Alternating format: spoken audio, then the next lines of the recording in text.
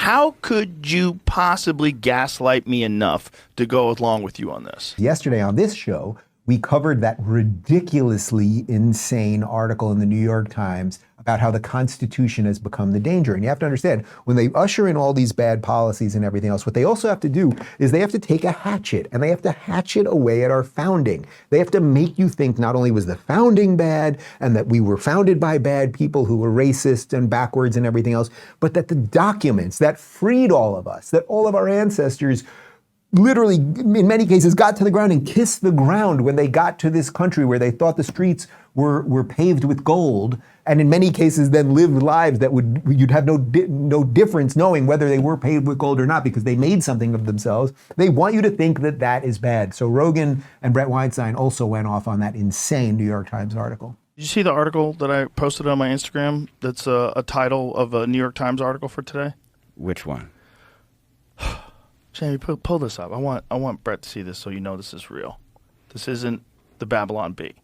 This is an actual New York Times article. You see it? Yeah, I had it in a weird spot. Let me grab it from your Instagram. This is so crazy. It's really hard to believe that someone would print this and the New York Times would say, yeah, we like it. Put it out there. I'm not quite sure what to expect. Look at this. Oh, yeah, of course. The Constitution is sacred.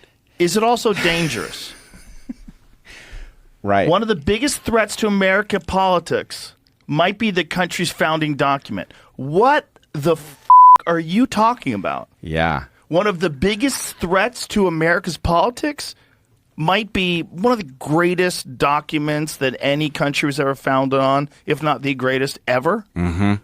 That could be a threat to America's politics. What politics are we talking about? Like what? How could you possibly gaslight me enough to go along with you on this?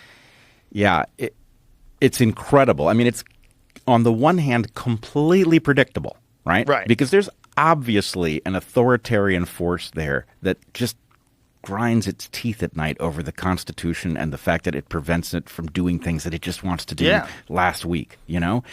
And so, of course, they're like scratching their heads like, can we come up with an argument for why it might be time to get rid of that thing? And of course, if you're a normal thinking person, this is complete insanity. But if you're a New York Times reader, I'm sure that fits with the kind of ethos that's been cultivated. Yeah, there is an authoritarian bent over there because people that want to control you want to break down institutions that help protect your freedoms. It is as simple as that.